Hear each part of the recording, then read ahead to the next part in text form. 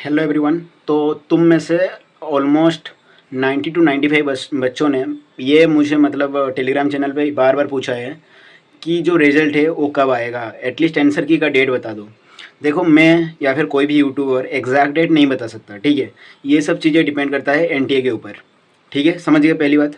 अब देखो, कुछ कुछ लोग बोलेंगे तुमको कि नीट का जो पेपर लीक हुआ उसका रिलेशन डायरेक्टली जो एनसेट का रिजल्ट के ऊपर इम्पैक्ट मतलब कर सकता है। देखो, टीम अलग अलग होता है। अगर किसी को एक्चुअली पता है एनटीए के बारे में तो सीयूईटी के लिए अपना अलग टीम, एनसेट के लिए अपना अलग टीम, और ये जो नीट है उसके लिए अलग टीम, जेडबलई के लिए अपना अलग टीम रहता है। तो कहीं ना कहीं डायरेक्टली अगर देखा जाए तो कोई इम्पैक्ट नहीं है। एनसेट का टीम अपना अपना आंसर की जो वेरीफाई करेंगे और फाइनल आंसर की देंगे, फिर उसके बाद रिजल्ट प्रोवाइड करेंगे, ठीक है, समझ गए तुम लोग। तो डायरेक्टली तो कोई रिलेशन नहीं है, लेकिन सिस्टम लेवल पे मतलब इंटरनल लेवल पे शायद थोड़ा बहुत इम्पैक्ट हो सकता है। मैं फिर से बता रहा हूँ, डायरेक्टली कोई रिलेशन नहीं है, इनडायरेक्टली थोड़ा बहुत इम्पैक्ट हो सकता है, लेकिन उसको हम लोग कंसिडर नहीं करेंगे। देखो, पिछले साल क्या हुआ था, पिछले साल एग्ज़ाम लेट हुआ था, 29 अप्रैल को एग्ज़ाम हुआ, फिर उसके बाद क्या हुआ, 20 मई को क्या हुआ, प्रोविजनल आंसर की आया, जो कि थोड़ा लेट हो गया था। इस बार क्या हुआ, देखो इस बार आंसर किया है कब, इस बार आंसर की हमारा 28 को शायद आ गया, 28 अप्रैल को आ गया। एग्ज़ाम कब हुआ था हमारा, 10 दिन में हमारा आंसर किया गया था। 10 दिन में हमारा क्या हो गया था आंसर की, मतलब 18 तुम्हारा अप्रैल को एग्ज़ाम ख़त्म हुआ तुम्हारा, और 28 अप्रैल तक तुम्हारा क्या आ गया था, प्रोविजनल आंसर किया गया था।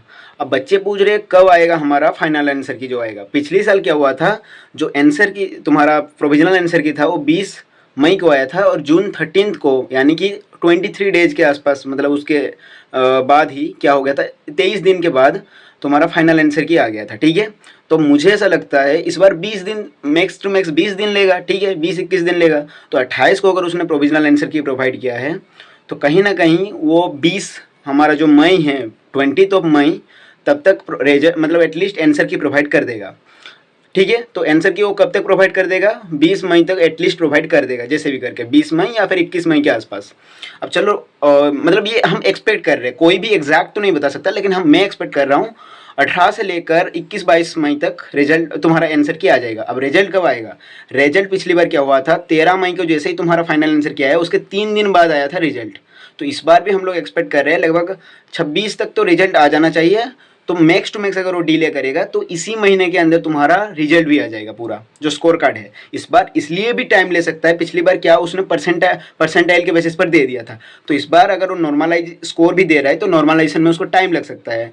तो वही दिक्कत होता है। देखो, इस बार बच्चे क्या बोलेंगे कि टाइम क्यों ज़्यादा लग रहा है, शायद इस बार वैसे तो टाइम लगना नहीं चाहिए, अपना टीम वो लोग मैनेज करना चाहिए ये चीज़, लेकिन पिछले साल से कंपैरिजन में अगर देखें तो अगर तो उसी के इक्वल टाइम ले रहा है तो कहीं ना कहीं वो क्या करना चाहता है, नॉर्मलाइज स्कोर प्रोवाइड करना चाहता है, सिर्फ परसेंटाइल नहीं। नॉर्मलाइज स्कोर प्रोवाइड करेगा तो नॉर्मलाइजेशन फार्मूला लागू होगा, तो उस बेसिस पर थोड़ा बहुत टाइम लेगा, लेकिन इसी महीने में तुम्हारा रिजल्ट आ जाएगा। ये मेरा कैलकुलेटिव प्रेडिक्शन है, पूरा इसी महीने में तुम्हारा रिजल्ट आ जाएगा। कहीं ना कहीं 21-22 से पहले तुम्हारा फाइनल आंसर किया जाएगा, और कहीं ना कहीं 26-27 तक तुम्हारा रिजल्ट आ जाना चाहिए। मैक्स टू मैक्स डिले करेगा तो 30 मतलब इस महीने के एंड तक तुम्हारा रिजल्ट आ जाएगा, अगले महीने से पहले। ये मेरा एक्सपेक्टेशन है। देखते हैं क्या होता है, ठीक है। ये मेरा पूरा एक्सपेक्टेशन है जो मैं तुमको बता दिया, और मेरा प्रेडिक्शन है। बाकी तुम लोगों को कोई डाउट है कोई कॉलेज के रिगार्डिंग तो पूछ लेना। अभी मैं तुम लोगों को बता देना चाहता हूँ, मेरे एग्ज़ाम्स वगैरह शुरू हो जाएंगे तो कुछ दिनों के लिए मतलब मैं अगर एक्टिव ज़्यादा नहीं रहूँगा, लेकिन ज़्यादा नहीं रह पाऊँगा। तो कोई भी अगर डाउट पूछना हो तो टेलीग्राम पे पूछ लेना, ठीक है।